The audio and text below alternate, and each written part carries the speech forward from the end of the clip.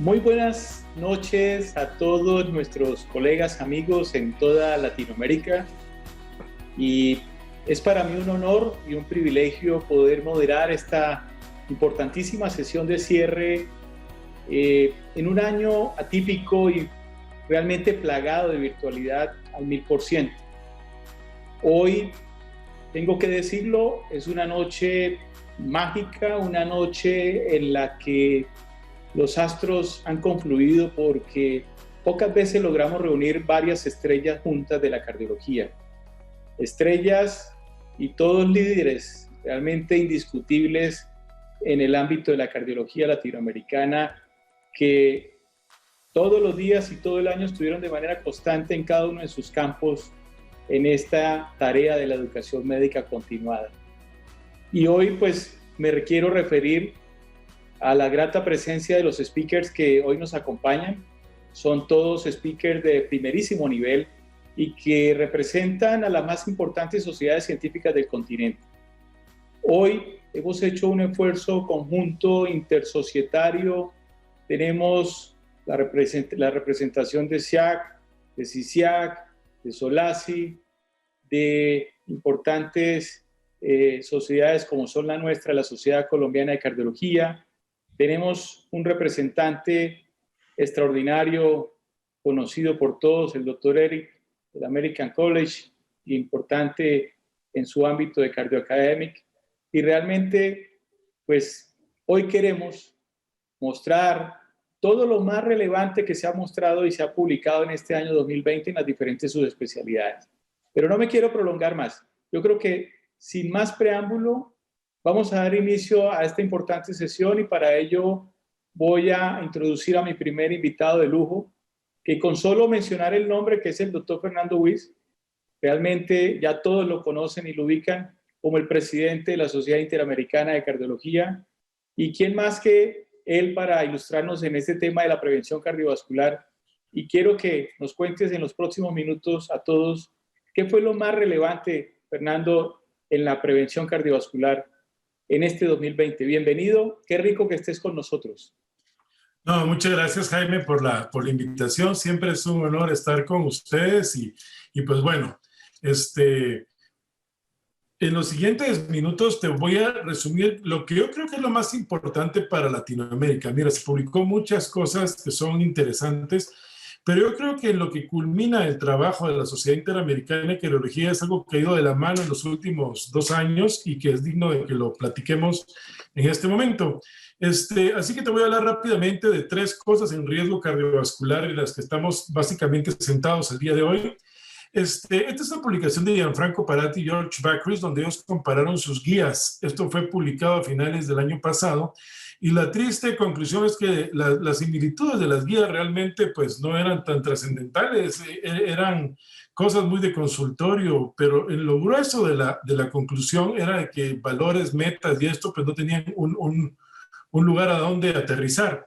En los últimos 3 años, el programa del May Measurement nos hizo ver que Latinoamérica aproximadamente tiene un 42% de pacientes hipertensos. Estas son nuestras 3 publicaciones. Arrancamos con 1 millón de pacientes, cerramos la publicación del 2019, publicado ahora en 2020 con casi 1,5 millones de pacientes. Y finalmente logramos hacer el resumen de la publicación de lo que hicimos durante el año 17, ahora lo publicamos en el Journal of Hypertension, y vean lo interesante, los pacientes que están en tratamiento médico, que son diabetes, que tienen enfermedad cerebrovascular previa, que fuman y que tienen algún consumo de alcohol, son los peores pacientes controlados en hipertensión arterial en la actualidad en nuestra región latinoamericana. Y probablemente esto es hacia donde más debemos ajustar nuestros esfuerzos. Estamos tratando gente que no está alcanzando las metas. Dentro de nuestras conclusiones, aproximadamente el 10% de los pacientes de Latinoamérica se encuentran en metas de hipertensión arterial.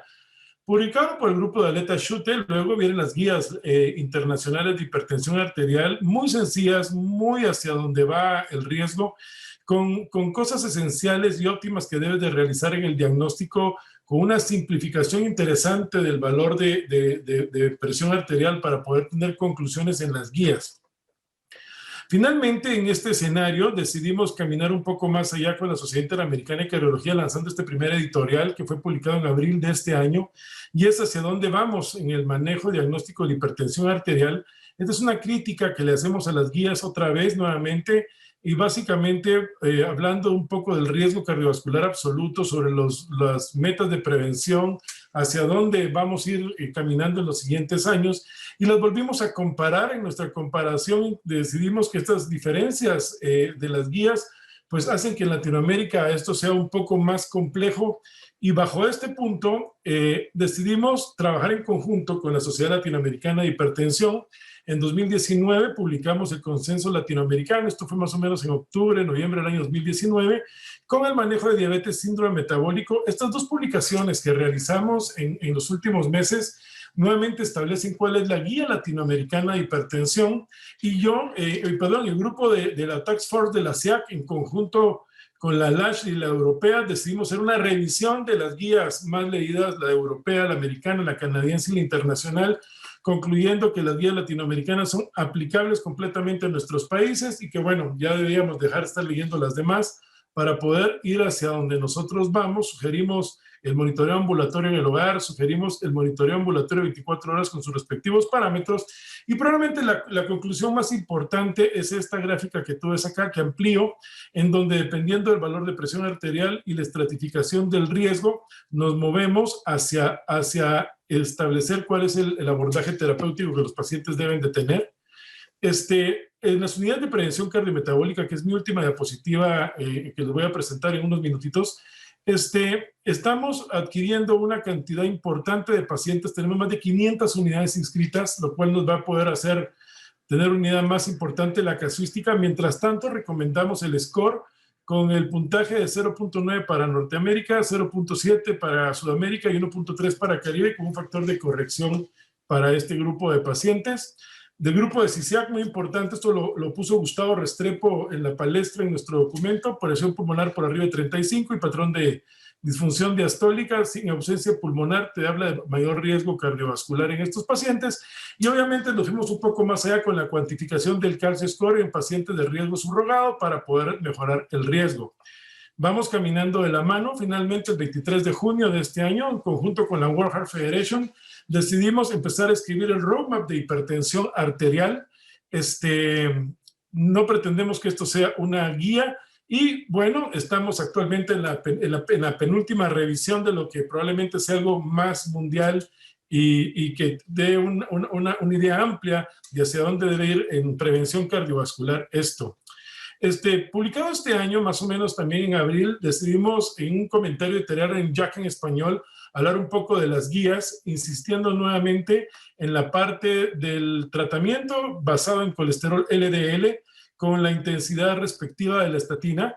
Consideramos ser muy estrictos con el manejo del LDL. Cuando es mayor a 160 miligramos por decilitro, pues ya empezar intensamente el tratamiento. Y si se dan cuenta, insistimos nuevamente en el score de calcio de esta forma. Esto basado en las publicaciones nuevas. Este es nuestro consenso de dislipidemia heterogénica que publicamos también ya hace algunos años, pero les traigo todo hasta la mano porque dirán, bueno, pero si era lo más importante del 2020, es que Latinoamérica está parada en este momento acá. Aquí nosotros tenemos entonces las recomendaciones terapéuticas básicas para los pacientes que ya están en riesgo, y en nuestra última publicación, que será de riesgo residual, hemos publicado que los pacientes de muy alto riesgo, de menos de 55 miligramos por decilitro en colesterol LDL y en OHL de menos de 85. Esto entró a revisión esta semana, lo están viendo en primicia, y esperemos que en unos días ya esté aceptada la publicación para que la puedan ver, que es la que les presento en este momento por acá. Finalmente, nos estamos moviendo hacia el control de la hipertensión en Latinoamérica. Esto lo publicamos, es el de la polipíldora, luego el estudio TIPS-3, probablemente algunas cosas van a venir más claras. Y bueno, la idea es que ya en algunos países de Latinoamérica tenemos polipils en prevención primaria, y esto va de la mano. ¿Por qué te decidí presentar esto? Porque esta es la conclusión de 2 años de mucho trabajo. Es el programa de unidades de prevención cardiometabólica, y probablemente todo lo que la CIAC ha trabajado en prevención cardiovascular termina acá para los que se quieran acreditar. entren a la página de la SEAC, buscan el link y ahí se pueden inscribir.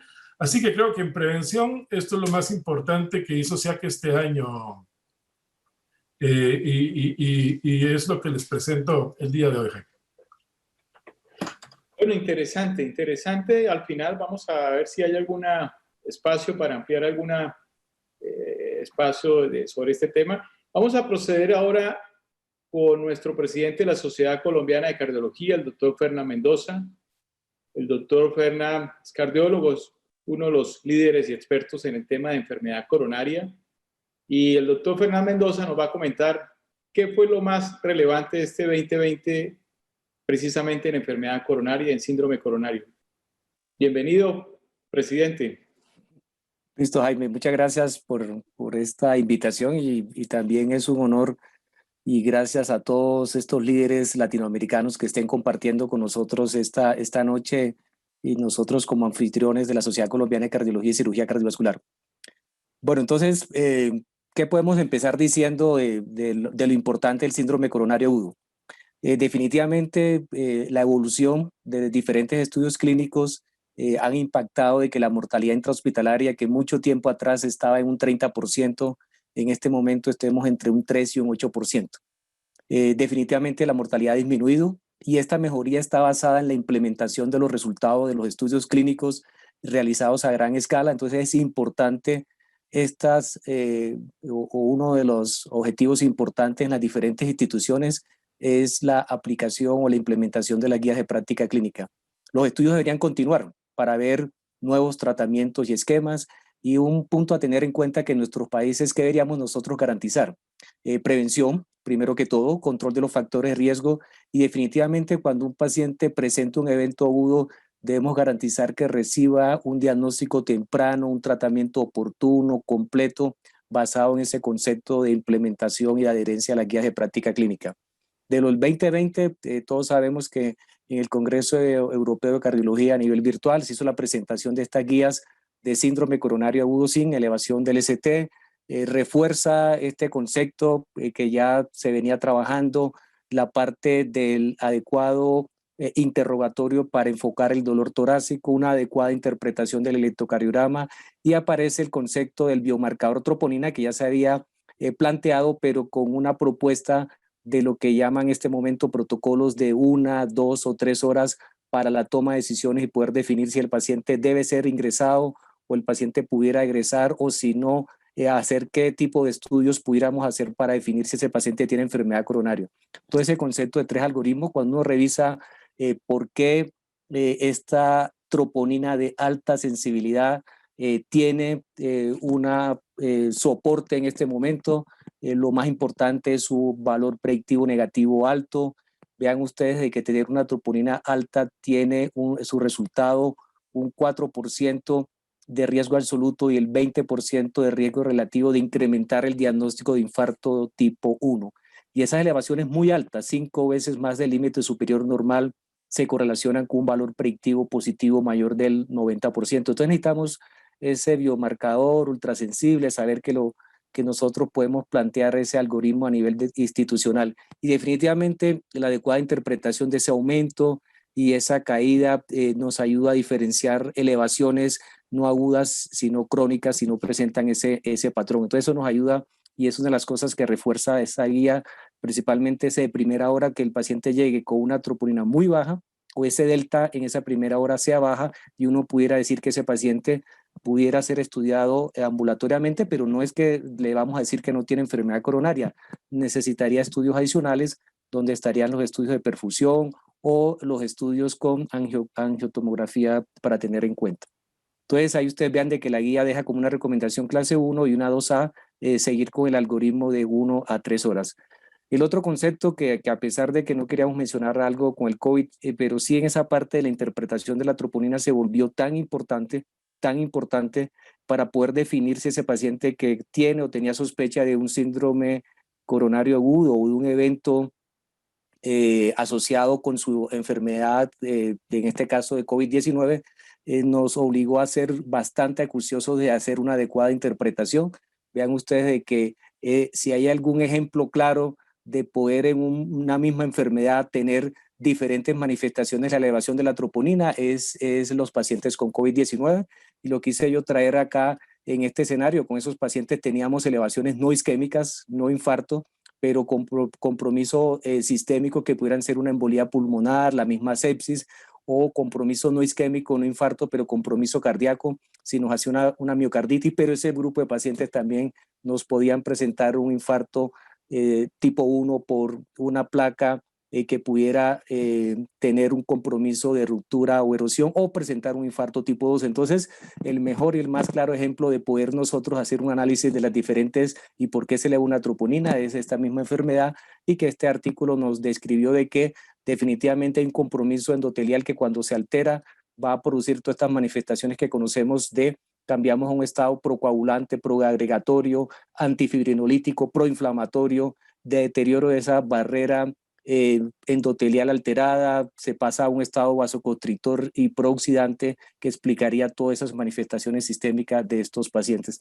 El otro escenario es que nos definitivamente tuvimos que cambiar nuestras urgencias, nuestras unidades de cuidados coronarios para poder ubicar esos pacientes con sospecha o con evento coronario agudo y no negarles el beneficio si ellos venían y eran clasificados, y estas guías de la Sociedad Europea nos recomendaba de que si el paciente tenía y era clasificado como una emergencia y esta estaba dado por un infarto con elevación del ST, o si era síndrome coronario sin elevación del ST y era de muy alto riesgo o alto riesgo, ese paciente debería ir con todas las medidas de protección y con todas las condiciones en las áreas que eran claramente o deberían claramente estar establecidas en los diferentes escenarios.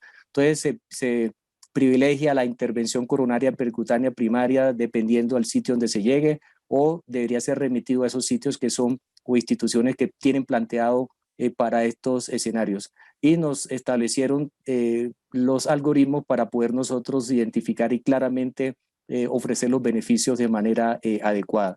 El otro documento que es importante mencionar, y este también salió publicado este año, era el comportamiento del infarto agudo del miocardio con elevación del ST en países de ingresos bajos y medios. Y lo que nos dice, y eso es una realidad que también la vemos nosotros aquí en Colombia, todas las ciudades, municipios no tienen la posibilidad de hacer una intervención coronaria percutánea, y ellos proponen que niveles, y dependiendo de donde llegue el paciente debería ser atendido y ser remitido a un sitio donde se pudiera ofrecer un tratamiento complementario. Entonces establece un nivel 1 y 2 que no tiene para hacer trombolisis, un nivel 3 que tiene capacidad para trombolisis, pero no para intervención coronaria percutánea, y entonces habría que reforzar la posibilidad que ese paciente sea trombolizado y luego ser remitido, o el nivel 4 y 5 que ya tiene la posibilidad de trombolisis e intervención coronaria percutánea. Y ellos nos proponen estos componentes que debieran tener los diferentes sitios en relación con la integración con el sistema de salud, la movilización rápida, el concepto de trombolisis y después haga farmacoinvasiva, que es llevar al paciente para intervención, fortalecer centros de intervención coronaria percutánea para saber a qué sitio se va a remitir, establecer una ruta crítica con su sistema de salud, mediciones y educación de una manera propositiva y no punitiva, permitir una igualdad de oportunidad y evaluación y auditoría para lograr una integración. En esta línea del tiempo vemos que han aparecido también muchos nuevos estudios que también han logrado de que algunas propuestas de las guías se modifiquen algo, pero lo más importante de este documento es que en la medida que se evoluciona y en la medida que se van sumando nuevos tratamientos y esos tratamientos logramos de que sean implementados y adecuados, definitivamente la mortalidad en los pacientes con síndrome coronario agudo definitivamente ha disminuido. En ese contexto de antiagregación plaquetaria, ¿qué se dijo? Aparece en esa guía europea una recomendación, lo primero ya lo conocen ustedes, lo relacionado con las dosis de antiplaquetarios que conocemos en intervención, aspirina para todos, la dosis de prasugrel, ticagrelor y clopidogrel, pero aparece como una recomendación 2A de que debería ser considerado en preferencia al ticagrelor, y eso nos han preguntado y nos preguntan de que si eso es, de qué manera y con el grupo de intervención de nuestra institución estamos discutiendo y siempre analizamos de que cuál antiagregante plaquetario.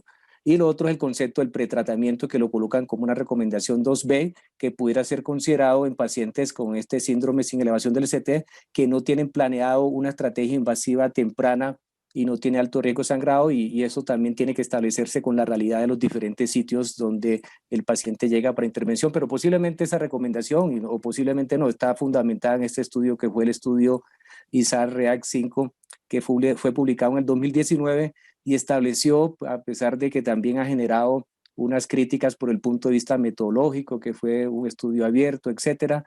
No vamos por tiempo a discutirlo, pero sí demostró una superioridad del prasugrel sobre el ticagrelor en ese punto combinado de muerte cardiovascular e infarto de un 36%, con un balance bueno de no incrementar los episodios de sangrado.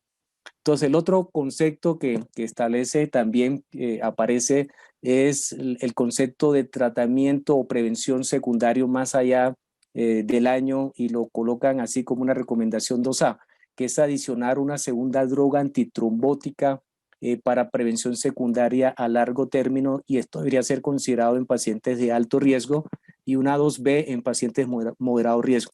Y aparecen cuál estrategias para hacer eso. Entonces podría ser rivaroxaban, y esto está fundamentado en el estudio COMPAX, o la terapia antiplaquetaria dual prolongada con clopidogrel en el estudio DAP, prasugrel en el DAP, y el ticagrelor, que fue el estudio Pegasus-TIMI 54 en ese escenario, y eso está fundamentado en la probabilidad de que el paciente luego del año puede presentar eventos cardiovasculares, y esto pudiera disminuir esa probabilidad, además de sumar otros escenarios, la probabilidad de tener un tratamiento antitrombótico adicional. Y entonces aparece ese concepto de muy o de alto riesgo, donde aparece la enfermedad coronaria multivaso difusa, y si el paciente además de eso tiene agregado diabetes recurrente, infarto recurrente, enfermedad vascular periférica o alteración de la tasa de filtración. Esto está fundamentado en este estudio COMPAX. Ustedes vieron de que tuvo un beneficio de un 24%, y ahí tenemos los 3 estudios en los cuales se fundamenta este concepto de terapia antitrombótica de mayor tiempo, pero lo importante es que se seleccionó una población en el cual vemos que el beneficio es mayor, que son estos grupos de diabéticos, los que tienen deterioro de la función renal, los pacientes con falla cardíaca, la parte que tiene enfermedad polivascular, que tiene compromiso coronario y vascular periférico, por ejemplo. Eso nos lleva, y esto es una recomendación muy personal, de que definitivamente esto nos obliga de pronto a escoger. Esto analizarlo nos llevaría tiempo, pero posiblemente podríamos seleccionar, dependiendo de la condición clínica del paciente, cuál escenario pudiéramos nosotros de dejar de pronto rivaroxaban dosis bajas, o de pronto dejar terapia antiplaquetaria con ticagrelor o con clopidogrel, aunque podría también ser con prasugrel en ese escenario. Definitivamente también la guía soporta, que eso lo conocemos ya desde hace mucho tiempo, ese balance entre el riesgo isquémico y riesgo de sangrado, porque eso nos lleva a tomar decisiones, y aparece este algoritmo donde soporta lo que hemos comentado anteriormente, que después de los 12 meses usted pudiera, dependiendo si su riesgo isquémico es alto y se ubica en los grupos que comentamos anteriormente, pudiera beneficiarse de esa terapia extendida doble antiplaquetaria o terapia antitrombótica de aspirina con rivaroxaban. Pero aparece otro concepto en el grupo de bajo riesgo, que es dejar aspirina con ticagrelor durante 3 meses, y luego de manera extendida dejar solamente ticagrelor, y eso está sustentado por este estudio que fue el Twilight, que vean ustedes que ese es el diseño de ese estudio, y que definitivamente habría que seleccionar, porque esto no es para todos los pacientes. El estudio se hizo con ticagrelor, y era una población que definitivamente su riesgo, definitivamente cuando se analiza, es de riesgo de sangrado bajo, y el isquémico tampoco no era tan alto, pero es una estrategia que se pudiera hacer. El otro concepto que apareció, que también venía hace mucho tiempo, pero esta última guía lo sustenta, es qué hacer con el paciente que tiene fibrilación auricular y claramente tiene indicación de anticoagulación, y además de eso fue sometido a una intervención coronaria percutánea con colocación de stent, y ese paciente necesita terapia antiplaquetaria dual. Entonces, en términos generales, de pronto aclara,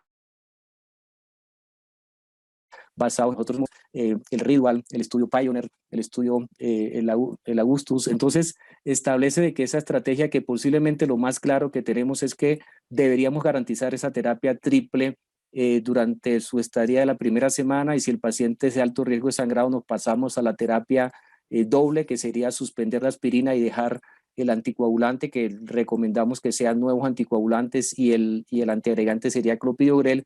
Y si el paciente tiene alto riesgo isquémico, bajo una observación detallada, podríamos extender esto hasta 1 mes y luego pasarnos a la terapia doble. Entonces nos aporta eso. Ya para casi finalizar, El otro que se mencionó es el componente isquémico, y eso se ha hablado mucho desde la publicación del estudio Cantus con canakinumab, y ahora recientemente la publicación con el estudio con colchicina, que definitivamente, posiblemente, a pesar de que no aparece en la guía de práctica clínica, posiblemente va a ser tenido en cuenta porque es un medicamento que bastante accesible, de bajo costo, y cuando uno analiza el resultado, a pesar de que el punto combinado eran varios, vean ustedes que en ACV y revascularización tuvo algún beneficio. Y ya para finalizar, vean esta propuesta que nos hace, y ahí aparece el doctor Valentín Fuster como autor de la publicación. Dice que este concepto de enfermedad coronaria debemos ir cambiándolo de lo que pensamos antes, que era focalizado en la lesión, y debemos ahora nosotros centralizarlo en el paciente.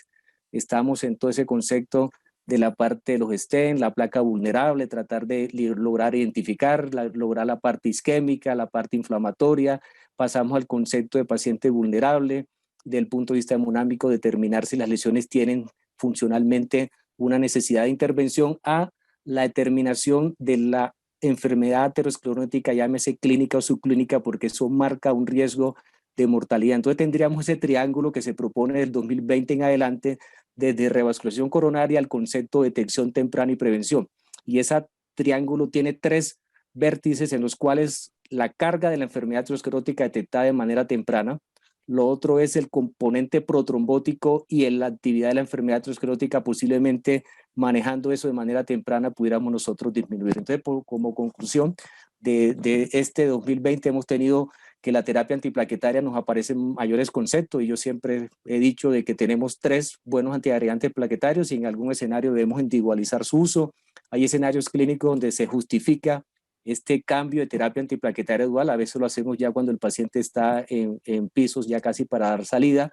En la mayoría de los pacientes deberíamos pensar en 12 meses, pero acortar o extender esa terapia deberíamos individualizar, seleccionar qué pacientes se pueden beneficiar de esa prevención secundaria que comentamos, no olvidar que controlamos la enfermedad pero no lo curamos, y ese cambio de concepto enfocado en la lesión, ahora centrada en el paciente, y eso nos obliga a detección temprana y la parte de prevención. Muchas gracias, un homenaje a todo el grupo médico que trabajó durante esto. Tuvimos desenlaces tristes con médicos en esta pandemia, pero les deseo a todos y a todo el personal de la salud una feliz Navidad, un feliz año y mucha salud, y felicitaciones a todos.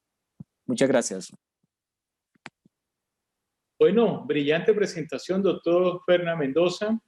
Nos diste un paseo por todo lo relacionado con la enfermedad coronaria en este 2020. Y bueno, vamos a pasar a nuestro tercer tema de la noche, que está a cargo de una de las líderes latinoamericanas en este tema de la insuficiencia cardíaca, que yo creo que si hay un año muy provechoso en cardiología, es precisamente, creo que en el tema de la insuficiencia cardíaca, y de pronto 10 minutos van a ser cortos para tantas cosas que aparecieron este año en falla cardíaca. De manera que es un honor tener en los próximos minutos a la doctora Clarita, como la conocemos todos. Bienvenida, doctora Clara, y qué rico que estés con nosotros en este tema de insuficiencia cardíaca.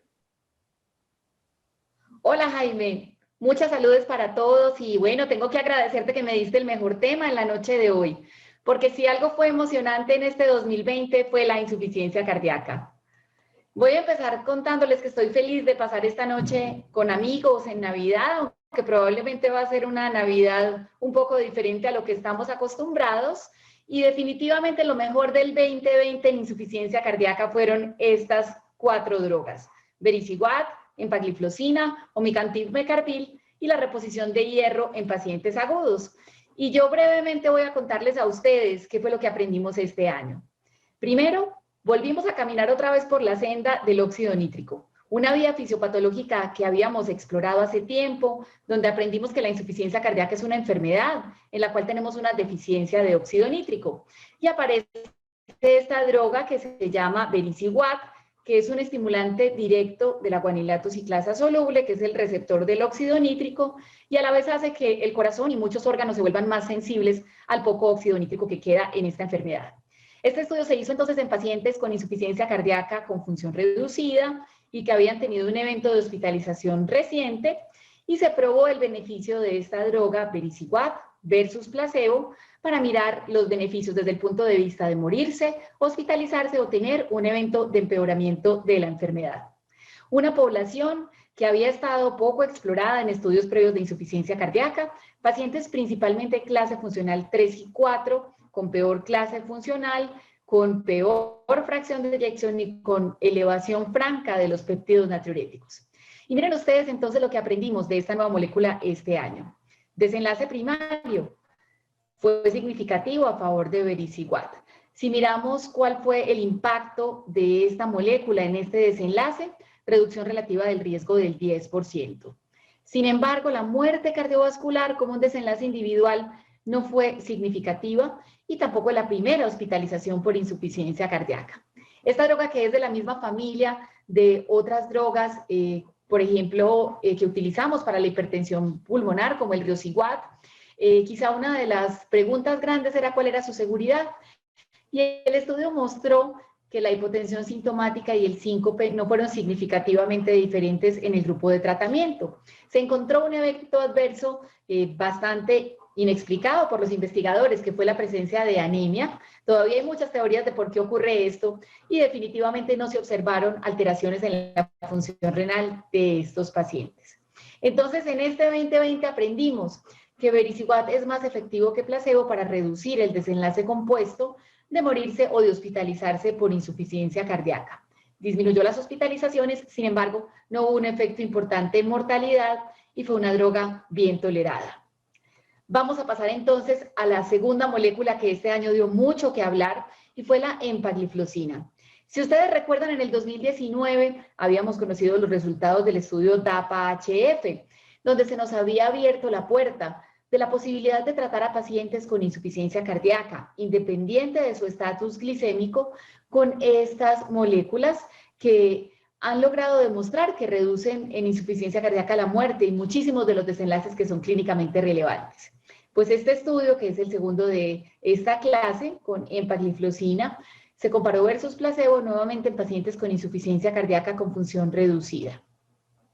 En este estudio se observó la reducción de muerte o de hospitalizaciones por insuficiencia cardíaca, que estuvo a favor de empagliflozina con una reducción relativa del riesgo del 25%, y adicionalmente también se observó una reducción de todos los eventos, el primero y todos los subsecuentes eventos de hospitalización por insuficiencia cardíaca. Adicionalmente, esta droga mostró tener un beneficio desde el punto de vista de la función renal, porque atenúa la velocidad con la que los pacientes con insuficiencia cardíaca pierden su tasa de filtración glomerular. Y este estudio trajo un análisis de subgrupos muy esperado. ¿Qué pasa con los pacientes que están tomando ARNIS y que además reciben empagliflozina? Y como ustedes pueden observar en la parte inferior de esta diapositiva, no se observaron diferencias en el tratamiento independiente del uso previo o no de ARNIS. Y esta es la tercera droga de la cual escuchamos hablar este año, es omecamtiv mecarbil, una droga que ha venido a resucitar aquella vieja teoría acerca de la importancia de los inotrópicos orales en insuficiencia cardíaca. Para explicarles a ustedes de una manera sencilla qué es lo que hace este nuevo medicamento, piensen ustedes en las cadenas de miosina como esta mano que está jalando esta cuerda. Y cuando se utiliza esta droga, lo que se hace es que tengamos más cadenas disponibles de miosina que se pueden unir a la actina, y es como si tuviéramos más manos jalando de esta cuerda, y de esta manera vamos a aumentar el inotropismo y la contractilidad en estos pacientes. Pues esta droga se probó en este estudio, que fue el GALACTIC-HF, donde se comparó versus placebo, nuevamente en una población de pacientes muy parecida a la del Victoria, función reducida, un evento previo de empeoramiento de la enfermedad. Y este estudio encontró una reducción en el desenlace primario de morirse o de tener un evento de hospitalización por insuficiencia cardíaca del 8%. Y cuando miramos la muerte cardiovascular, pues los eventos no fueron suficientes para demostrar que tuviéramos un impacto en reducción de mortalidad. ¿Qué aprendimos de esta nueva molécula? Aprendimos que en pacientes que tienen insuficiencia cardíaca y fracción de eyección reducida, omecamtiv mecarbil reduce el compuesto de hospitalizaciones y muerte de causas cardiovasculares. Y este es mi último estudio, Jaime. Definitivamente vimos muchas cosas muy emocionantes este año, pero quizá ver alguna cosa que funciona en insuficiencia cardíaca aguda a mí me emociona particularmente, porque ha sido un territorio en el cual hemos tenido muchísimos fracasos con otras drogas. Pues este es el estudio AFIRM-AHF, un estudio que se hizo en pacientes con menos de 50% de fracción de eyección, que llegaban descompensados al hospital y a los cuales se les medía la saturación de transferrina y la ferritina. Y si cumplían con los parámetros de deficiencia de hierro, se hacía una reposición intrahospitalaria con carboximaltosa de hierro. Este estudio mostró una reducción en el desenlace compuesto de hospitalizaciones y muerte por insuficiencia cardíaca, y quizá el punto fuerte es la reducción en hospitalizaciones, que se observó de una manera significativa en esta población. Y miren ustedes que la reducción del riesgo de hospitalizaciones en estos pacientes fue bastante importante, una magnitud del efecto bastante llamativo en comparación a otras intervenciones.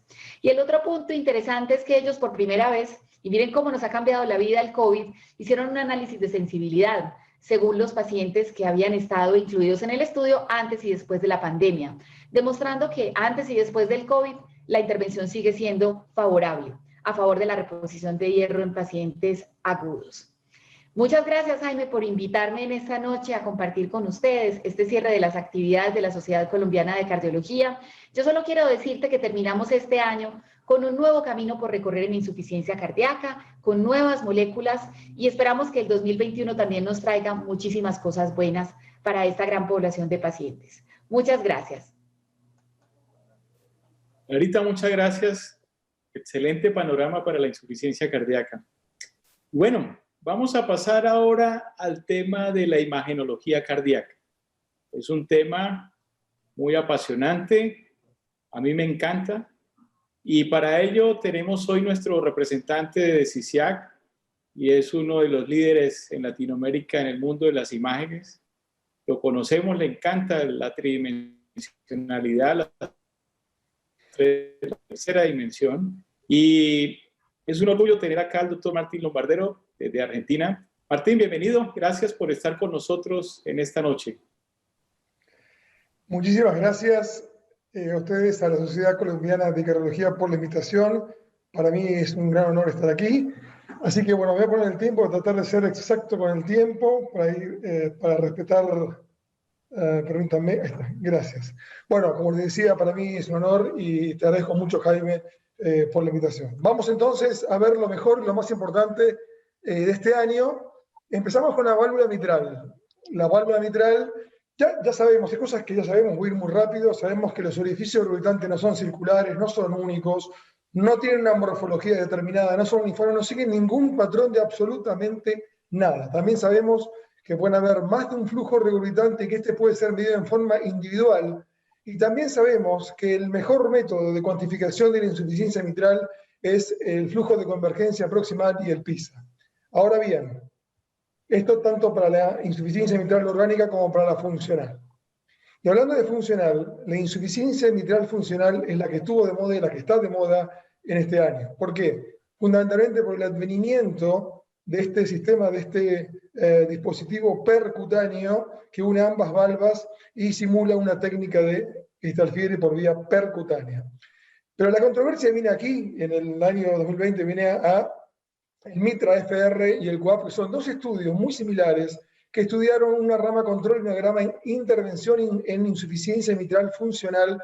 Y como ven ustedes las curvas, el MITRA-FR no dio ninguna diferencia significativa en ambas ramas, pero sí la dio el COAP, en el cual mostró que el grupo de intervención en la insuficiencia mitral funcional le iba mejor. Y como todos ustedes saben, en los últimos muchos años para atrás no hemos encontrado ninguna intervención en la insuficiencia mitral funcional que implique una indicación quirúrgica per se. Con lo cual esto llamó mucho la atención y los autores lo refirieron como que el MITRA-FR tenía un volumen ventricular más grande, eran ventrículos más grandes con menor insuficiencia mitral, aunque era severa, y que el COAP tenía mayor insuficiencia mitral en un volumen más chiquito. Y con esto explicaron el porqué.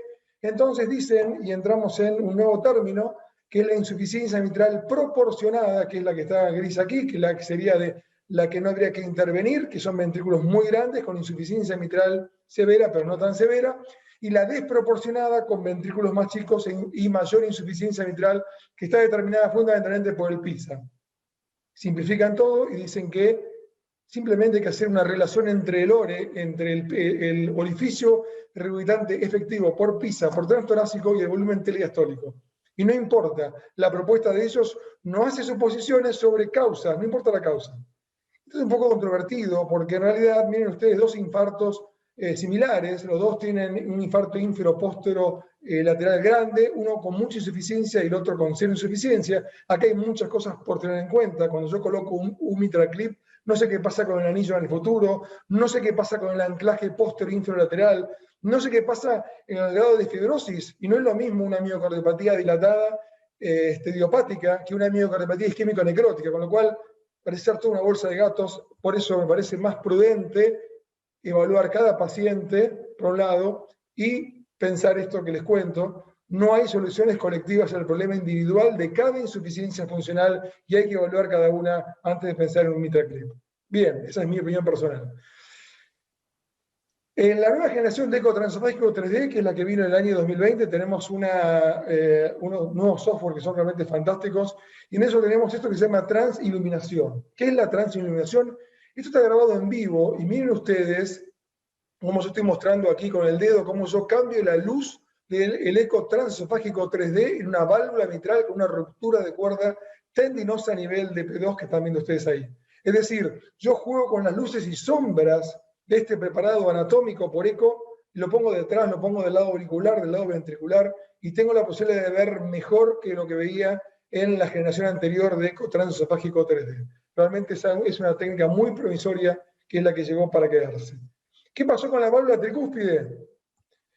La válvula tricúspide en el año 2020 también estuvo de moda, y estuvo de moda gracias al desarrollo del doctor Roberto Lang, que nos enseñó que con entrenamiento se puede ver por eco transtorácico 3D, con buena ventana, por supuesto, desde la vista ventricular y no de la vista auricular, como hacíamos con la mitral, las tres válvulas de la válvula tricúspide, como ven ustedes aquí, que por supuesto que cuando uno las comienza a investigar, descubre que no son todas tan tricúspides, hay bicúspides, hay cuatricúspides.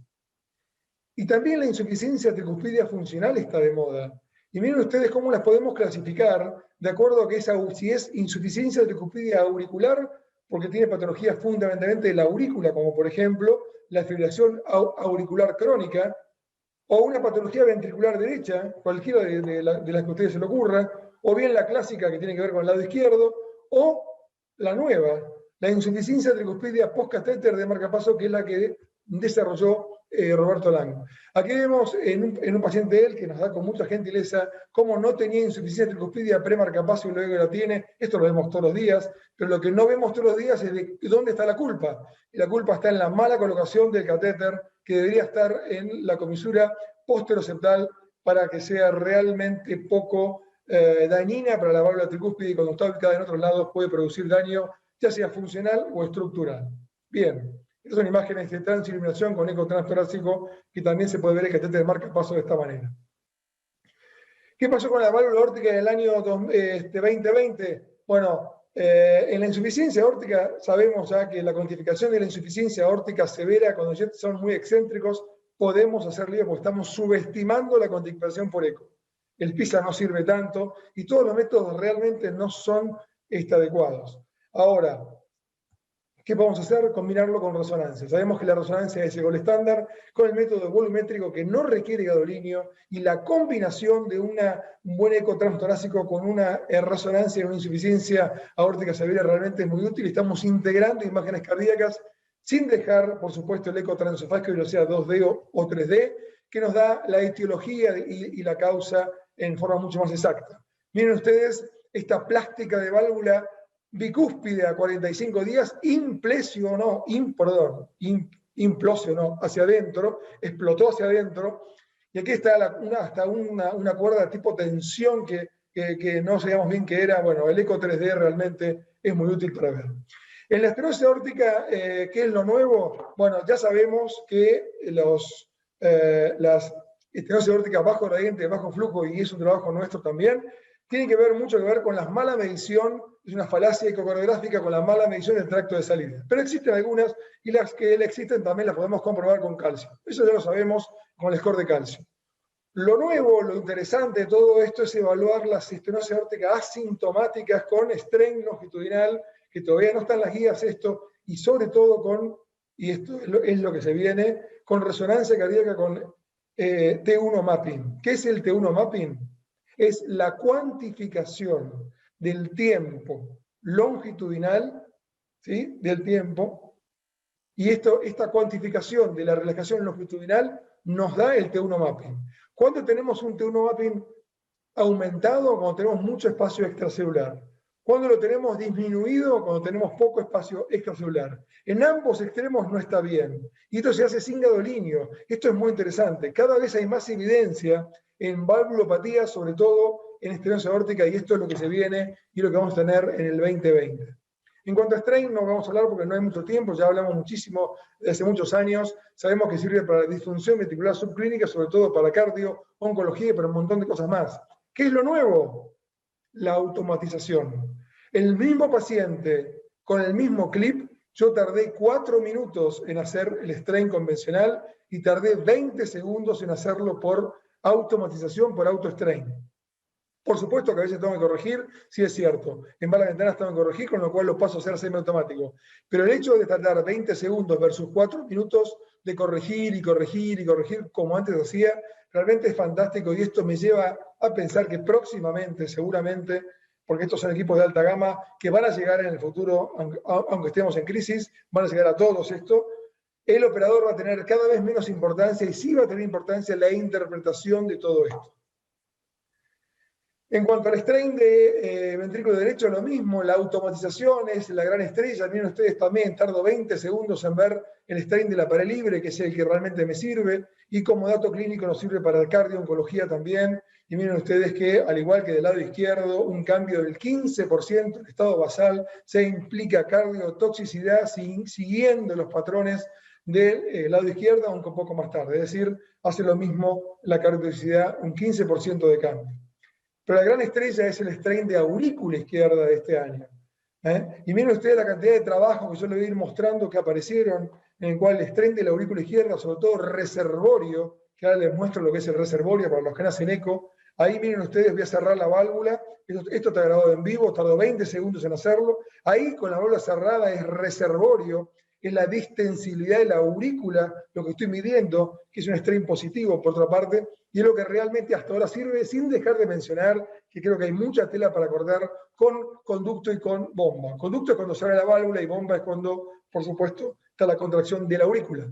Y esto clínicamente fue visto en insuficiencia cardíaca, como predictor de insuficiencia cardíaca con fracción de eyección normal, como predictor de fibrilación auricular paroxística, posablación, en diabetes, en fin, hay un montón de cosas que está siendo poniendo en el tapete de moda a la función reservorio de la aurícula como función diastólica precoz e inclusive hasta como capacidad funcional.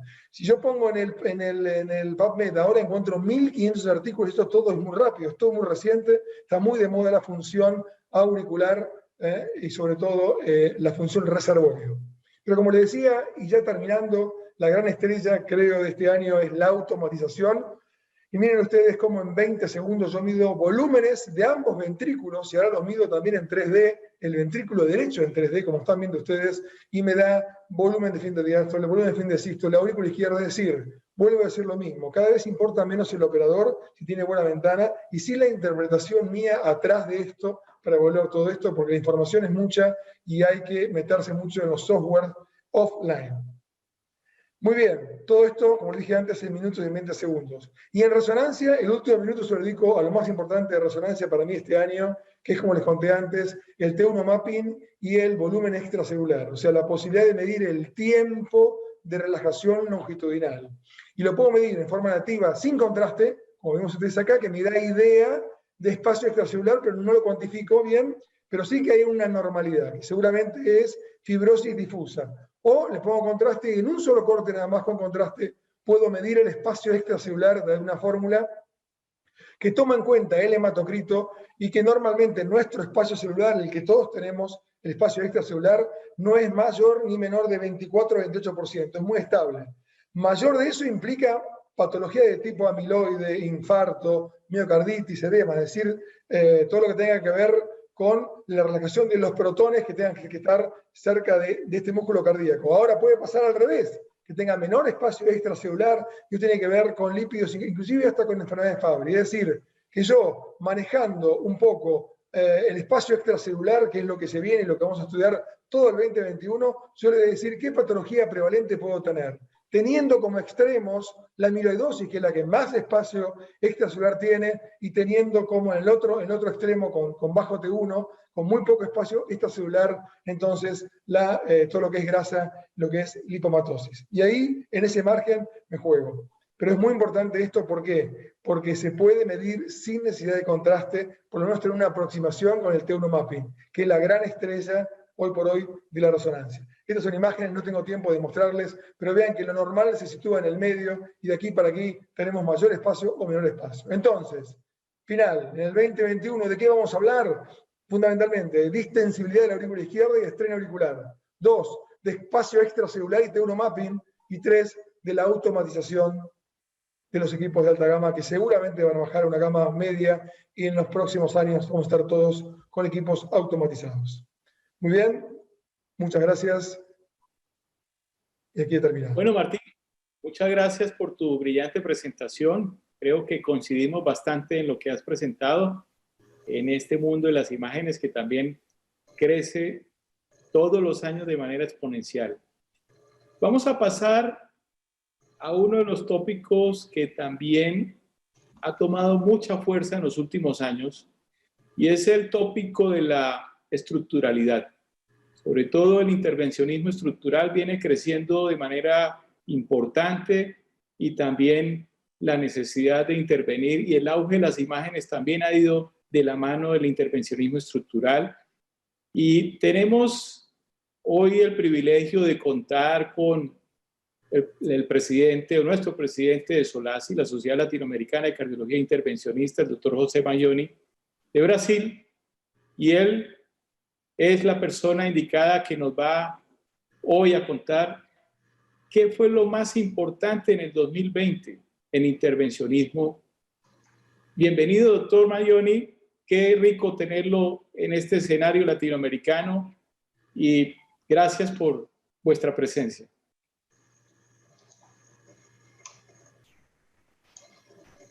Muchas gracias, doctor Jaime. Es un placer muy grande participar de este importante evento.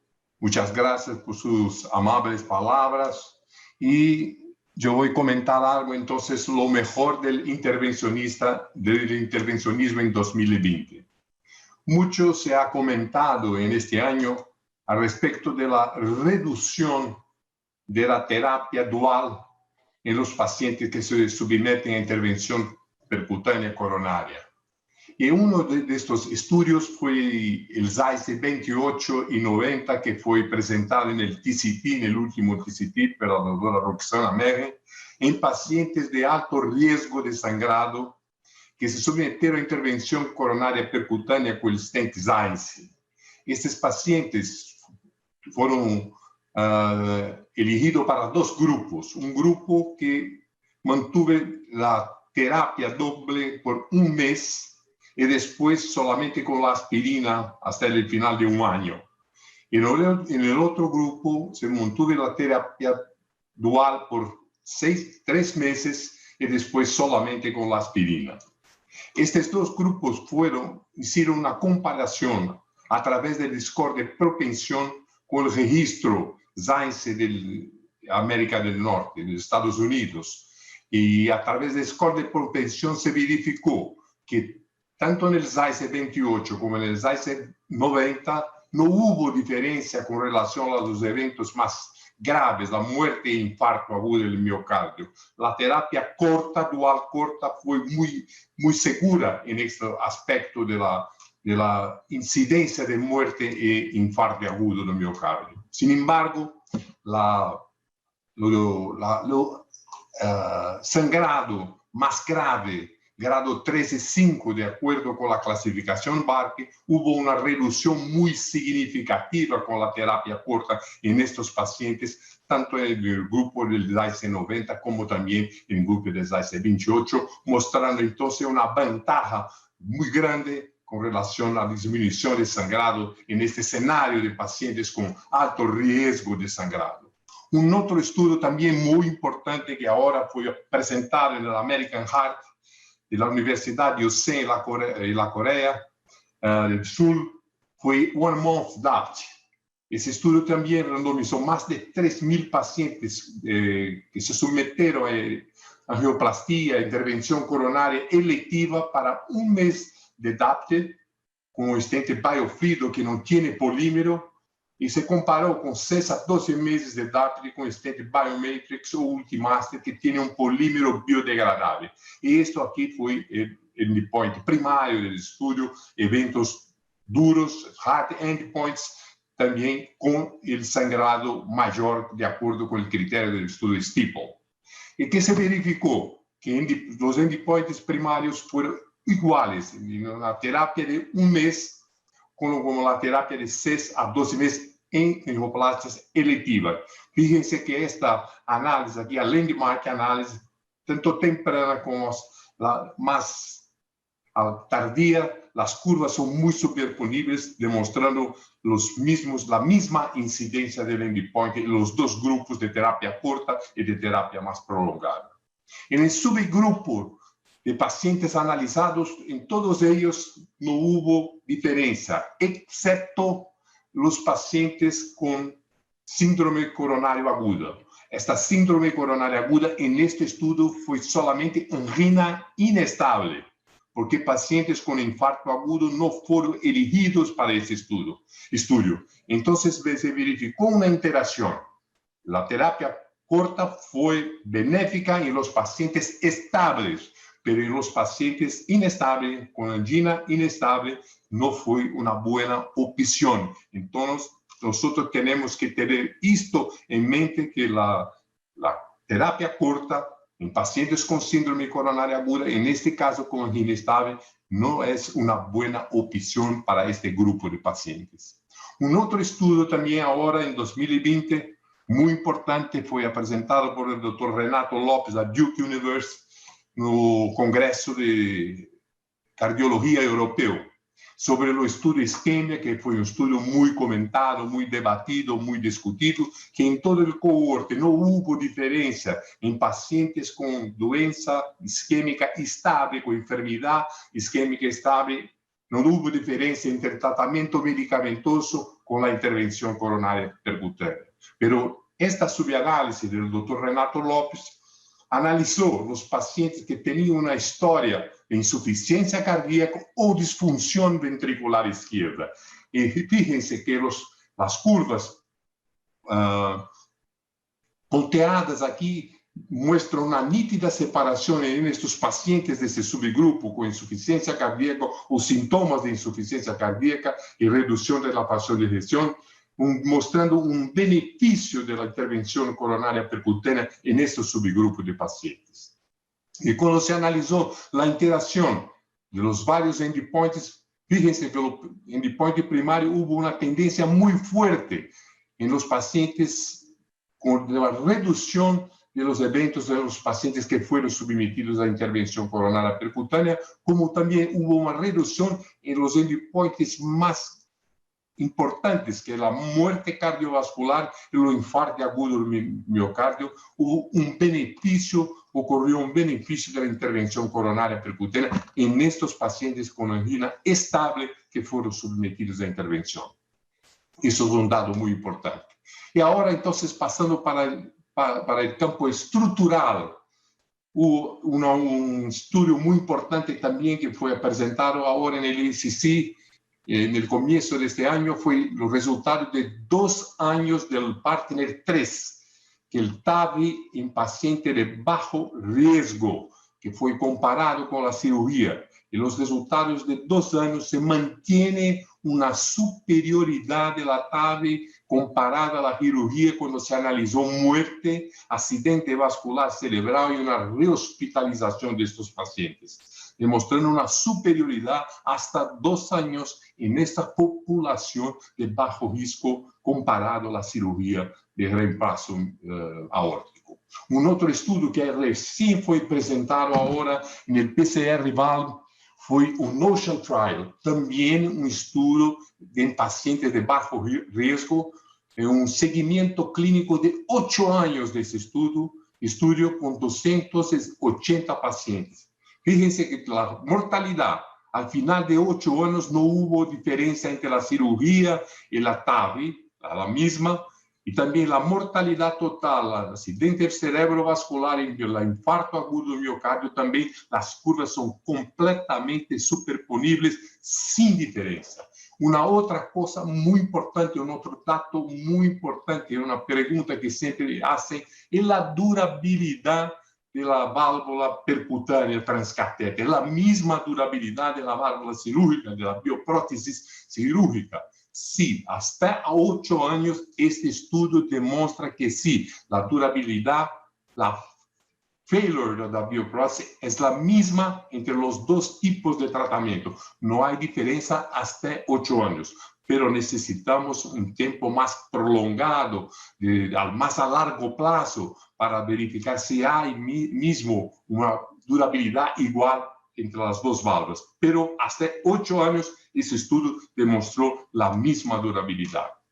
Una otra cosa muy importante también, un estudio presentado en válvulas bicúspides, que son válvulas más desafiantes de tratamiento, son más elípticas, tienen más calcificación, y este registro que fue hecho en pacientes también de bajo riesgo, 150 pacientes con la válvula alto expansible, demostró resultados a 30 días muy satisfactorios, muy favorables, con una mortalidad o AVC incapacitante de 1,3%. Y fíjense que no hubo ningún caso de regurgitación del líquido paravalvar moderado o severo. Tuvieron casos de trivial, no o leve regurgitación aórtica, a pesar del fato que la Evoluti R, que no tiene un revestimiento en la base, fue utilizada en 43% de esos pacientes. Pero esto es un dato muy importante, no hubo regurgitación moderada o severa.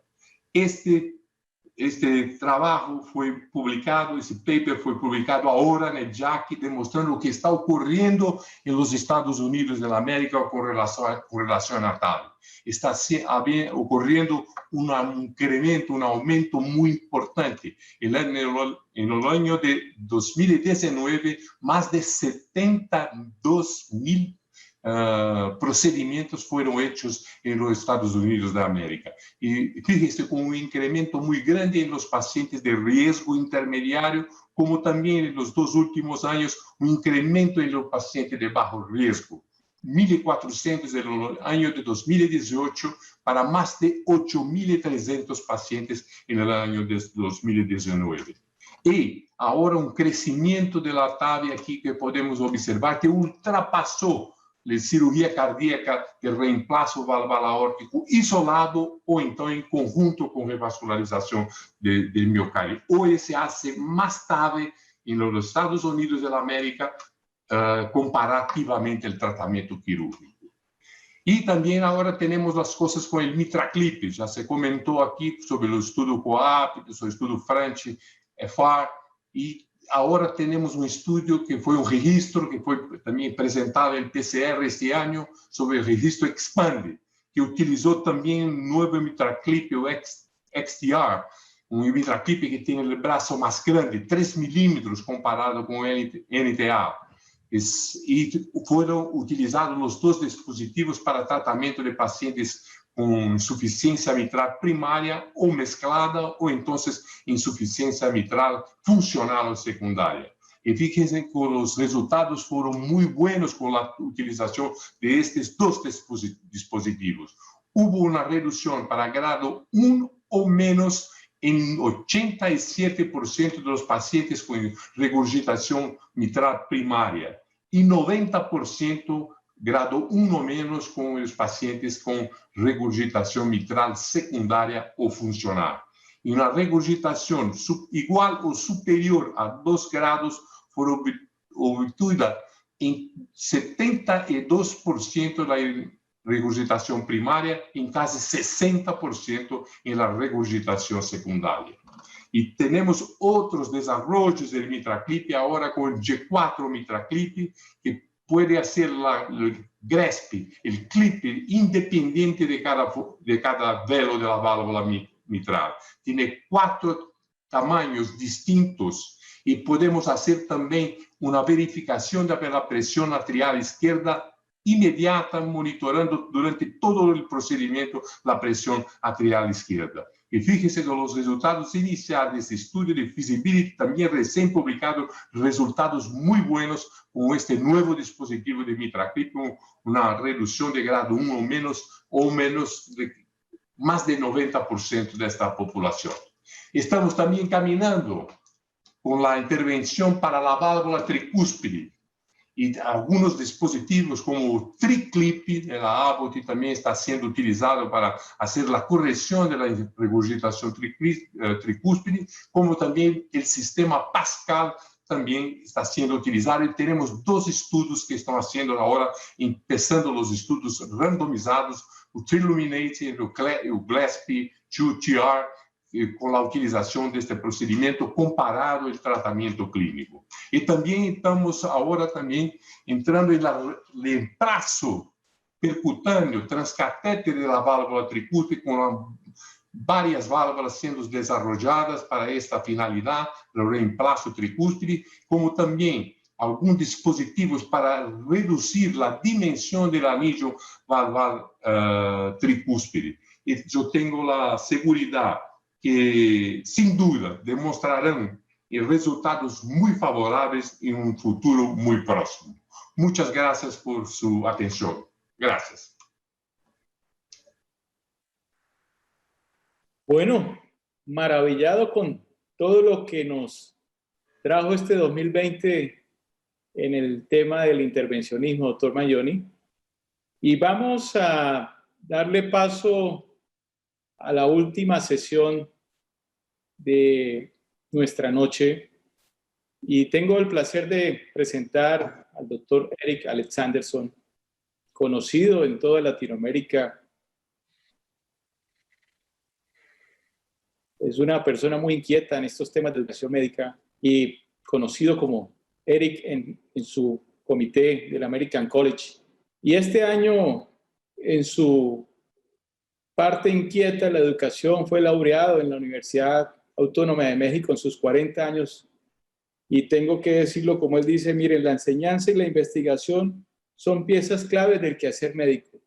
De manera que hemos seleccionado hoy a Eric y nos va a contar, y quién más que él, cómo vivimos esta virtualidad este año y sobre todo, qué aprendimos de la virtualidad, porque todos sabemos que muy seguramente llegó para quedarse, pero no le quiero robar más tiempo, Eric. De verdad que gracias por tu presencia y sé que tienes muchas ideas y un conocimiento enorme para transmitirnos en este tema de la educación médica virtual. Gracias.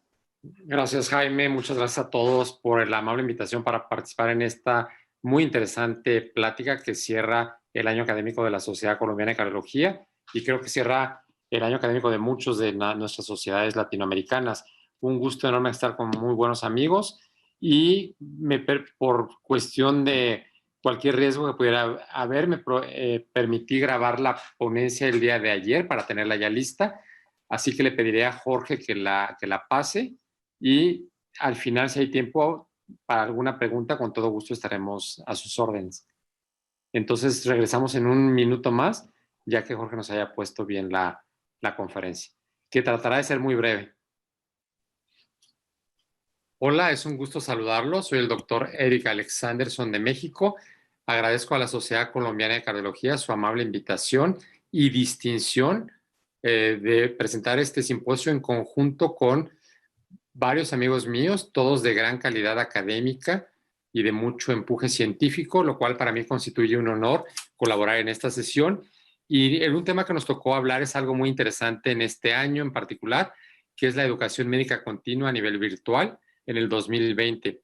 Mucho de esto se ha propiciado a través de la pandemia que hemos vivido en todo el mundo a nivel por el COVID, que nos ha prácticamente obligado a dar muchas educación médica continua en forma aislada a nivel virtual para evitar el contacto personal o la distancia cercana, que puede ser o significa un riesgo en estos momentos.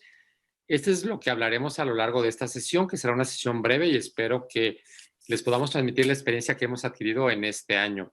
Empiezo diciendo que hace varios años, o hasta hace un año, cuando uno organizaba un congreso, como siempre, con las personas presentes y en asistencia física, se consideraba una mala calidad de un congreso si algún invitado, profesor, ponente no podía asistir en forma presencial y tenía que dar su plática a nivel virtual. Se consideraba que era inclusive un congreso que podría tener menor calidad.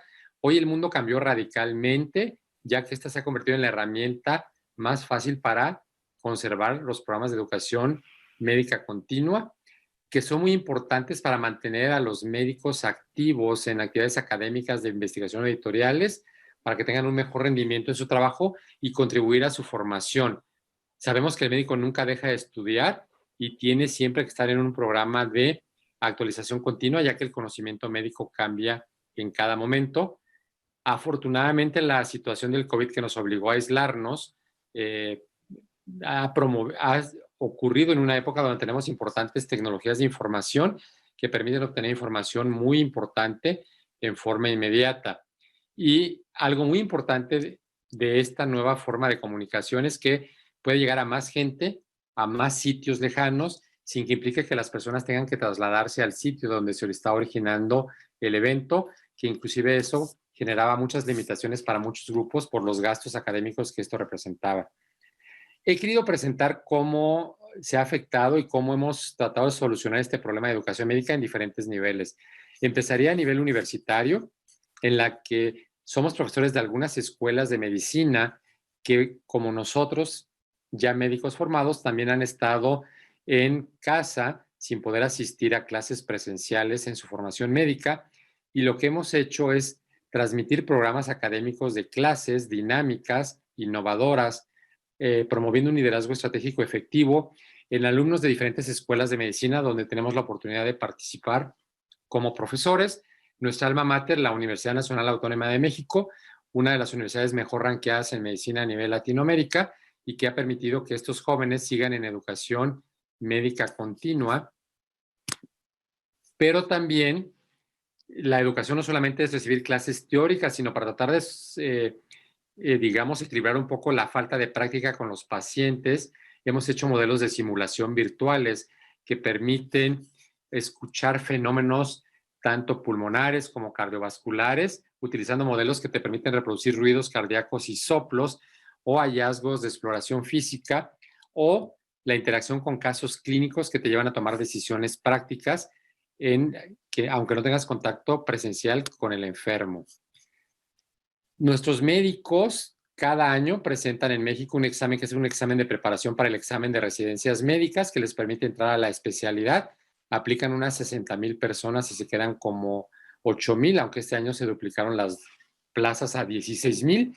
Y lo que hicimos es a nivel cardiológico preparar una serie de casos clínicos para médicos generales para contribuir a su información más actualizada y saber cómo contestar el examen ENARM. Y un grupo de expertos, sobre todo médicos jóvenes que recientemente presentaron el ENARM en años previos, nos compartieron su experiencia y creo que dejó una muy buena información y muy buen nivel de conocimiento entre todos los que asistieron a estos talleres. También tenemos residentes en formación, tanto residentes de cardiología como residentes de alta especialidad, en nuestro caso cardiología nuclear y también en imagen cardiovascular.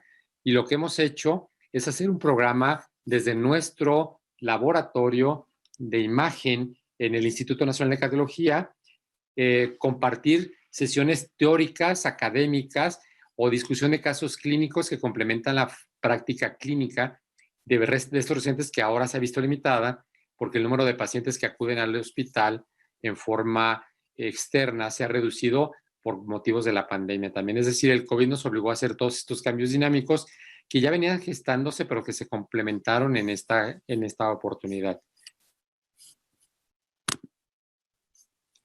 Hemos hecho también cursos de actualización médica continua nacionales e internacionales, incluyendo a Latinoamérica, Estados Unidos y Europa, inclusive Asia, a través de nuestra plataforma académica llamada Cardio Academic, en la que hemos hecho webinars varios de ellos, algunos muy exitosos, con casi 2,000 asistentes de diferentes países, tocando temas de imagen cardiovascular, de diabetes e insuficiencia cardíaca, teniendo profesores expertos en todas estas ramas, tanto nacionales, latinoamericanos, americanos y europeos. Este es un poco el nivel de los países que han estado involucrados en estos cursos de educación a distancia, con la participación de diferentes líderes. Muy importantemente, Estados Unidos ha sido nuestro segundo país que nos sigue en estos webinars, seguramente porque estamos muy cerca de ellos, en frontera. Y hemos también promovido que estos programas no solamente se presenten, sino que tengan validez de recertificación para los cardiólogos ya formados o los cardiólogos en formación, con el puntaje que da el Consejo Mexicano de Cardiología, que tiene una representación legal que certifica que estos puntos sirven para que el médico se mantenga en actualización continua y constante y se permita ejercer la práctica clínica que cada 5 años debe revisarse en nuestros médicos. Aquí tenemos el porcentaje de países que participan. Quizás lo más importante de destacar de esta diapositiva un poco compleja es que son muchos países participando en forma importante en nuestros programas de educación virtual médica continua.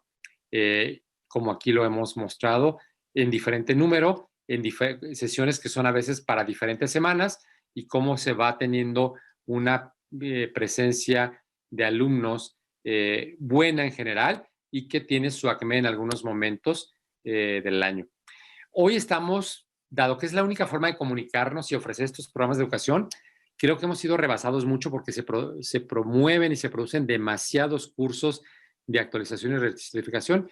Eso es simplemente mostrar un pequeño correo donde nos avisan de diferentes webinars que están existiendo y que a veces es difícil conectarte a todos ellos porque también tienes que trabajar, cumplir con tus obligaciones médicas, laborales, y que a veces no te permite tener tiempo para tomar todos los cursos que ocurren. Quizás yo sugeriría aquí que, sobre todo a nivel nacional, debiera haber una comunicación más estrecha entre los diferentes líderes que promueven estos cursos para evitar no irnos al otro extremo de tener un exceso de representación de cursos que lo único que hace es que los alumnos no se puedan conectar a ellos y la asistencia sea reducida y no se aproveche la calidad y el contenido de los mismos. Nuestro curso principal, que es Cardiacademic, tuvo su congreso virtual este año, en octubre, y fue muy bien recibido. Tocó temas de cardiología global con profesores de diferentes países, más de 30 profesores internacionales, más de 200 profesores nacionales y más de 1,500 alumnos inscritos de todo el mundo. Hoy nos sentimos felices porque estos cursos que los habíamos hecho en el pasado tenían representación más local, más de México, pero ahora esta comunicación se puede conocer en el resto del mundo en forma inmediata, lo cual nos ha dado mucha mayor presencia. ¿Qué esperamos que ocurra en el futuro una vez que están próximos por llegar las vacunas para COVID, que esta pandemia pueda controlarse? Yo creo que a todos nos dará muchísimo gusto volver a acudir a cursos presenciales, pero sin duda la parte virtual ya estará presente en nuestras vidas y no podremos dejar de tenerla. Así que creo que vamos a tener cursos mixtos que van a tener mucho de la ventaja personal presencial de establecer contacto con nuestros colegas, pero también una comunicación mucho más amplia a nivel global a través del método virtual de educación. En conclusión, quiero decirles que la situación actual del COVID, predominantemente, porque aunque ya se venía gestando estas ideas, ha hecho que se cambie de forma radical la manera en que se lleva a cabo la enseñanza médica. Las nuevas tecnologías que disponemos en el mundo actual nos permiten o facilitan el mejoramiento continuo de estrategias para que tengamos un mejor aprendizaje y una mejor preparación de los médicos. La práctica clínica se ha visto afectada sobre todo en los estudiantes y residentes que están en formación en los hospitales, pero sin duda esto nos obliga a generar mejores estrategias y complementar de mejor manera la parte teórica. Creo que la parte de comunicación virtual llegó para quedarse. Los millennials, toda la generación de este siglo, utiliza estas herramientas de uso cotidiano y deberán formar parte indiscutible de su formación médica continua. Nosotros trataremos de seguir innovando para seguir comunicándonos con todas estas personas, estos médicos, todos los profesionales de la salud nacional e internacional, para ofrecer nuestras experiencias y nuestros intercambios de conocimientos a nivel virtual, lo cual ha resultado verdaderamente espectacular. Agradecemos mucho la presencia e invitación a este simposio y estaremos listos al final del mismo para contestar algunas preguntas. Reciban un cordial saludo desde la Ciudad de México.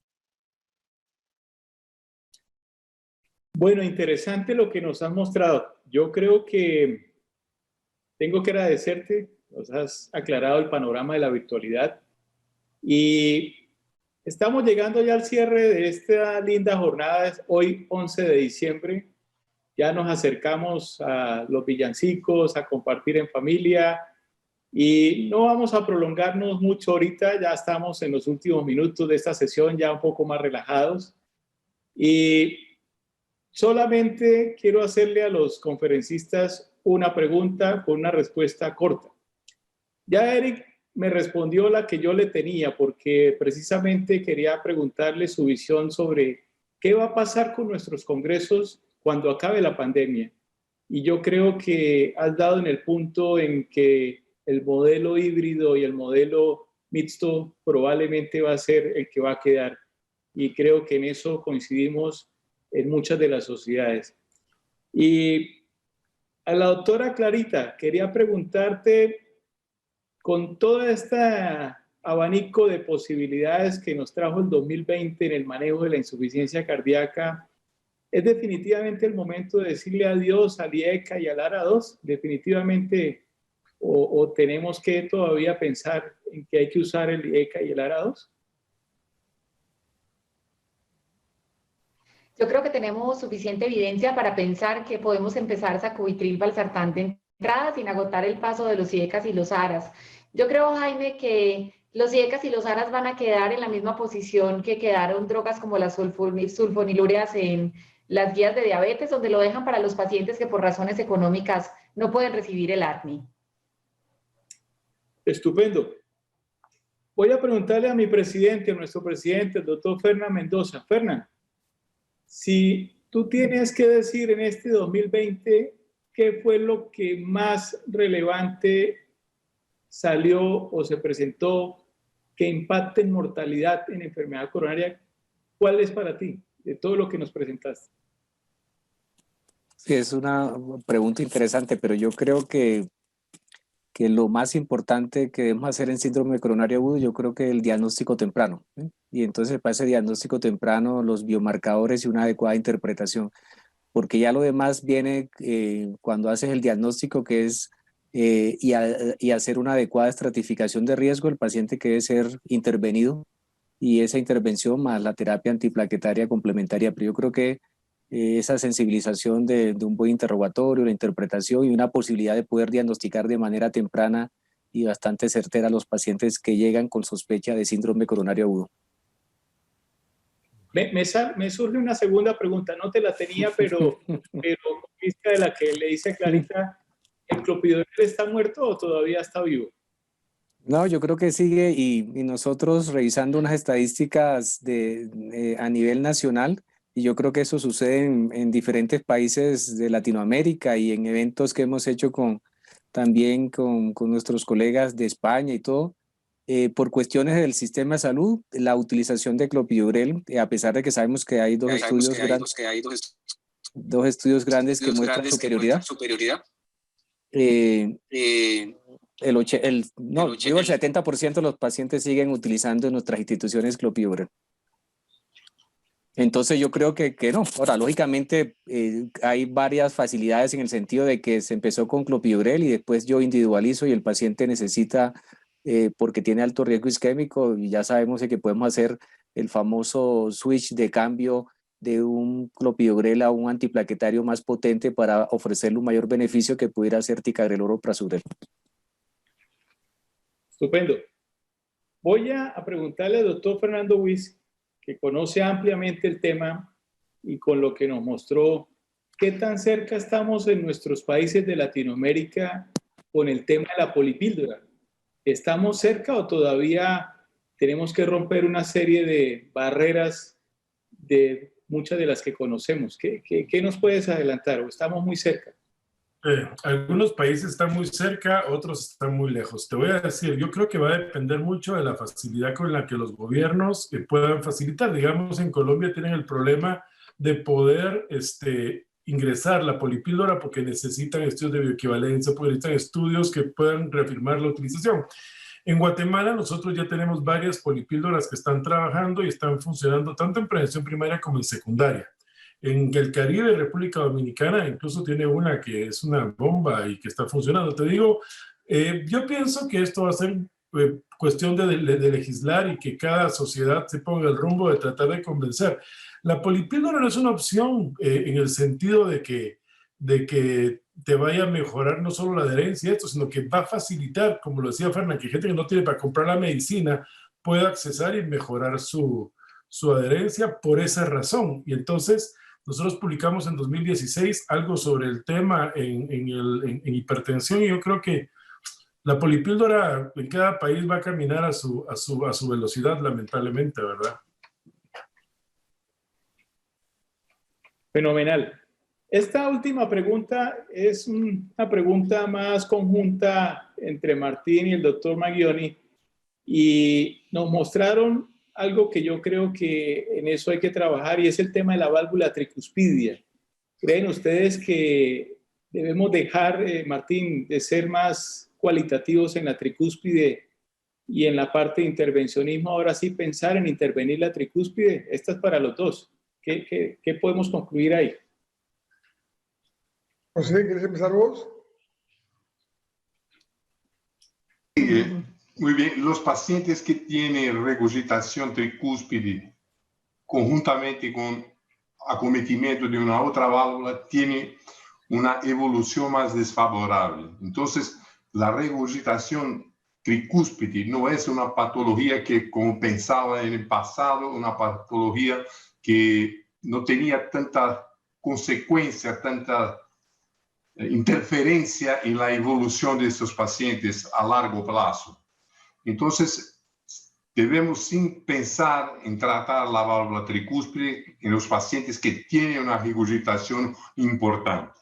Y el desarrollo del tratamiento, pero es una válvula un poco, por su anatomía, tiene un tamaño de orificio muy grande, son 10 centímetros cuadrados, más difícil de manejar un poco la válvula tricúspide do que otras válvulas. Pero el tratamiento percutáneo, el tratamiento transcatéter está caminando en una dirección muy buena. Me parece con estos nuevos dispositivos, los resultados iniciales de feasibility son muy buenos. Y vamos a caminar, me parece que vamos a caminar en el futuro. Esta es una opinión personal, quizás una visión futurística del tratamiento de la valvulopatía. En el futuro, la mayoría de los pacientes serán todos ellos tratados a nivel percutáneo sin la necesidad de la cirugía. Esta es mi opinión. En los próximos 10 años, la cosa va a caminar de una manera muy rápida para la parte de intervención. Y vamos a tener resultados muy buenos con el tratamiento transcatéter de la válvula tricúspide también. Esta es mi opinión personal. En la misma dirección de José, yo no mostré algunas cosas porque no era una cuestión de tiempo, la saqué. Pero iba a mostrar también los avances de la medición del anillo tricuspidio, de software 3D que mide el anillo tricuspidio. Y aunque el anillo tricuspidio como nitral podemos hablar filosóficamente que no existen como anillo tal, porque no son anillos reales, pero sí sirve en la medición y demás como para todo esto que se viene, que es el tratamiento percutáneo de la válvula tricúspide.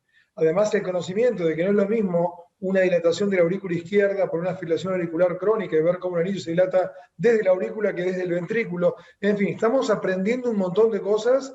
Lo que vamos a aprender en los próximos tiempos va a ser mucho mayor y va a ser todo poniendo foco en lo que habla José, el intervencionismo de la válvula tricúspide. Para eso, el ECO está estudiando tanto la válvula tricúspide.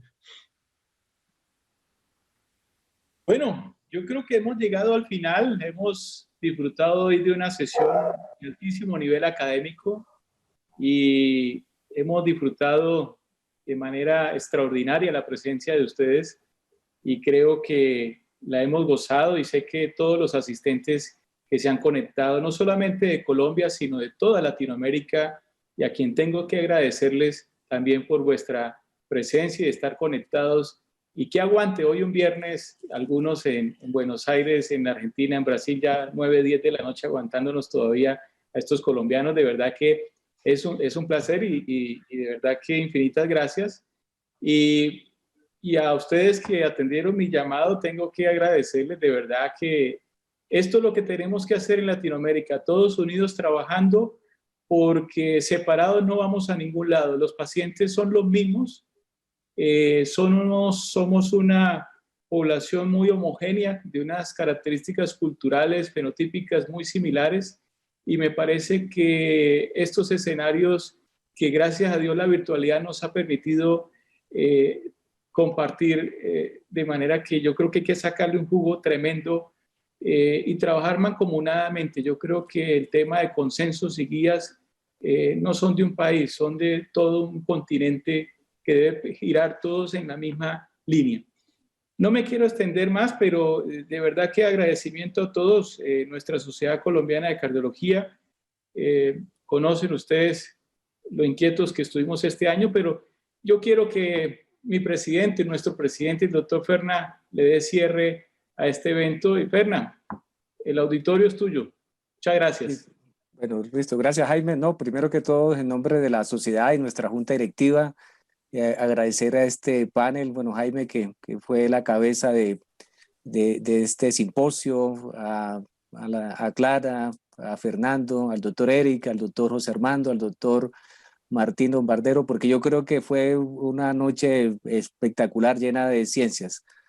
Lo otro es de pronto recordar, ayer estábamos con Clara en un evento, el evento de la Navidad se viste de rojo, del capítulo de la mujer que ha tenido un liderazgo importante. Yo compartía unas reflexiones de la doctora Julia Grazza, que es la editora del Jack Case Reports, y hablaba de 5 puntos importantes que quisiera de pronto esta noche volver a recordarlos antes de cerrar y ella establecía el primer punto, la humildad.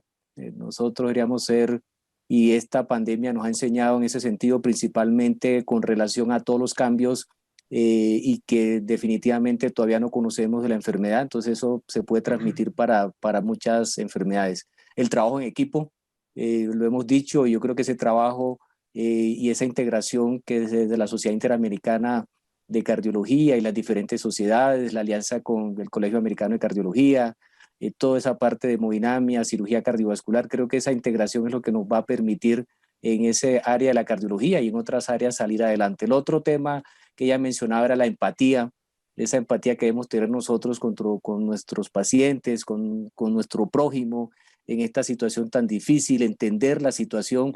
Y yo ponía el ejemplo de un paciente reciente que decía, yo viví la situación de la infección y la falta de aire, me decía Fernán, es una cuestión terrible. Entonces, esa situación de poder entender cuando un paciente está en una situación difícil y esa falta de aire, entonces uno la transmite a otros escenarios no COVID y uno dice, hombre, sí, verdaderamente es importante entenderlo. La otra es la conciencia plena. De pronto cada vez que nos levantemos, y ya lo decía ahí, dar gracias a Dios una nueva mañana porque esta situación difícil, y sabemos que muchos colegas, amigos cercanos, familiares han estado tanto enfermos como en un desenlace fatal. Y lo otro es la igualdad. La igualdad, esta pandemia nos enseñó de que definitivamente de todos, y nos ha tratado a todos independiente de color, sexo, edad, nivel socioeconómico, y lo más importante de esas 5 frases, yo creo que trabajo en equipo, empatía y la igualdad. Y cuando digo igualdad, ojalá ese proceso de vacunación se pudiera dar de una manera general, independiente de los recursos diferentes que tengan los países de la adquisición. Ojalá verdaderamente sea una igualdad y sea un beneficio general independiente de la situación de los ingresos altos, moderados y bajos de los diferentes países en nuestro mundo. Entonces yo creo que con esto quisiera cerrar, ofrecer a todos, gracias a todos nuestros asistentes, una feliz Navidad, un feliz año, ofrecerles que yo creo que lo más valioso en este momento es la salud, entonces disfrutarlo con todos los familiares, a toda la gente que nos acompañó desde la Sociedad Colombiana de Cardiología, un reconocimiento a Jorge y todo ese personal logístico, Adriana, Diana y todo ese grupo que nos ha acompañado y ha permitido a nuestra junta directiva, que Clara hace parte, y nos ha tocado duro trabajando en esta situación, y creo que nos toca un año venidero bastante fuerte, pero que estamos con todo el ánimo de seguir adelante y poniendo en alto nuestra Sociedad Colombiana de Cardiología y lógicamente integrándonos con nuestros colegas y amigos de Latinoamérica y el resto del mundo. Entonces, buenas noches y en nombre de la sociedad, darles un buen abrazo y un buen fin de año para todos y un buen 2021. Muchas gracias. Gracias. Hasta luego. Hasta luego. Gracias a todos.